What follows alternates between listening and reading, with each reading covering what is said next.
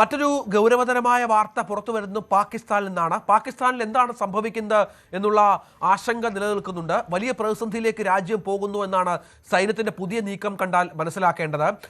സുരക്ഷാ ചുമതലകൾക്കായി റാവൽപിണ്ടിയിൽ 3 കമ്പനി സൈന്യത്തെ വിന്യസിക്കുന്ന ഒരു പശ്ചാത്തലം ഉണ്ടാവുകയാണ്. ആഭ്യന്തര മയക്കുമരുന്ന് നിയന്ത്രണ മന്ത്രാലയം പുറപ്പെടുവിച്ച ഉത്തരവ് പ്രകാരം റാവൽപിണ്ടിയിൽ സങ്കീർണമായ സുരക്ഷാ ചുമതലകൾ നിർവഹിക്കുന്നതിനായി പാകിസ്ഥാൻ സൈന്യത്തിന്റെ 3 കമ്പനികളെ 6 മാസത്തേക്ക് വിന്യസിക്കാൻ പാകിസ്ഥാൻ അനുമതി നൽകി. ദശാബ്ദങ്ങളോളം സൈനിക ഏകാധിപത്യം അനുഭവിച്ചിട്ടുള്ള പാകിസ്ഥാനിലെ ഈ അസാധാരണ നീക്കം വലിയ തോതിലുള്ള വാർത്തകൾക്ക് കാരണമാകുന്നുണ്ട്. വളരെ തന്ത്രപ്രധാനമായ നഗരമാണ് റാവൽപിണ്ടി. ഇവിടെ സുരക്ഷാ ആശങ്കകൾ വർദ്ധിക്കുന്നതിനിടയിലാണ് ഇത്തരം സംഭവങ്ങൾ ഉണ്ടായിരിക്കുന്നത്. നമുക്കറിയാം, ഇമ്രാൻഖാന്റെ പാർട്ടിയുടെ പ്രക്ഷോഭം ഒരു ഭാഗത്തുണ്ട്. മറ്റൊന്ന്, അവിടെ അസിം മുനീറിന്റെ അപ്രമാദിത്യം. കഴിഞ്ഞ ദിവസമാണ് 3 സൈനിക കേന്ദ്രങ്ങളുടെയും തലവനായി മുനീർ, പരമാധികാരിയായ അസിം മുനീർ വരുന്നത്. മറ്റൊരു പട്ടാള അട്ടിമറിയിലേക്കാണോ പാകിസ്ഥാൻ എന്നുള്ള ചോദ്യം കൂടി ഉയരുന്ന ഒരു സാഹചര്യമുണ്ട്. പാകിസ്ഥാനിൽ എന്ത് സംഭവിച്ചാലും അതിന് പ്രത്യേകിച്ച് കാരണമൊന്നും വേണ്ട. നമുക്കറിയാം, എപ്പോൾ വേണമെങ്കിലും എന്ത് സംഭവിക്കുകയും ചെയ്യാവുന്ന അരക്ഷിതമായ ഒരു രാജ്യമാണ് പാകിസ്ഥാൻ എന്ന കാര്യം സംശയമില്ലല്ലോ. മനു, എങ്ങനെയാണ് ഇതിനെ കാണേണ്ടത്? മാധ്യമങ്ങൾ എങ്ങനെയാണ് ഇതിനെ വിശേഷിപ്പിക്കുന്നത്? അസാധാരണമായ കാര്യങ്ങൾ സംഭവിക്കുന്നുണ്ടോ അവിടെ? രഞ്ജിത്ത്, നമ്മൾ പൊതുവെ പറയാറുള്ള ഒരു കാര്യം, എല്ലാ രാജ്യങ്ങൾക്കും ഒരു സൈന്യമുണ്ടാകാം, പക്ഷേ പാകിസ്ഥാനിൽ സൈന്യത്തിന് ഒരു രാജ്യമുണ്ട് എന്ന നിലയിലാണ് കാര്യങ്ങളുടെ പോക്ക് എന്നെപ്പോഴും പാകിസ്ഥാനെ വിമർശിച്ച് നയതന്ത്ര വിദഗ്ധരൊക്കെ സൂചിപ്പിക്കാറുണ്ട്. ഇവിടെയും സമാനമായൊരു സാഹചര്യം. റാവൽപിണ്ടി രഞ്ജിത്ത് സൂചിപ്പിച്ചതുപോലെ വളരെ സുപ്രധാനമായ കാര്യങ്ങൾ, ഒരു മേഖലയാണ്. ഒന്ന്, അത് മിലിറ്ററി ഹെഡ്ക്വാർട്ടേഴ്സാണ്.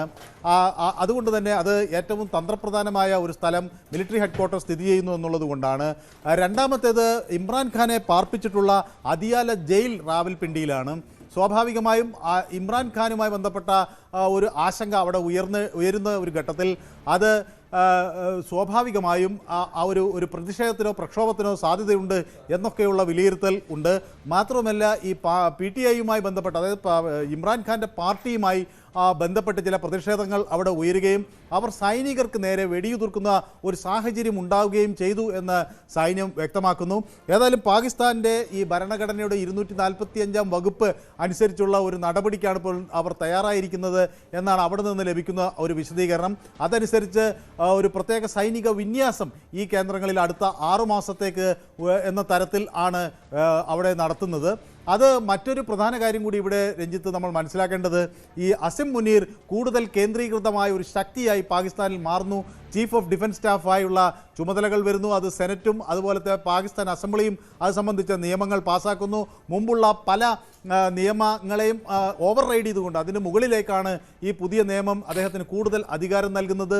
ജീവിതാവസാനം വരെയുള്ള ഒരു ഇമ്മ്യൂണിറ്റി അദ്ദേഹത്തിന് നൽകുന്നു. അതായത് ഏതെങ്കിലും തരത്തിലുള്ള കുറ്റവിചാരണയ്ക്ക് നിന്ന് അദ്ദേഹത്തെ മോചിതനാക്കുന്ന, അല്ലെങ്കിൽ അതിന് അദ്ദേഹത്തിന് തടസ്സം നൽകുന്ന ഒരു സുരക്ഷ നൽകുന്ന ഒരു നിയമം കൂടി അദ്ദേഹത്തിന് അനുകൂലമായി വരികയാണ്.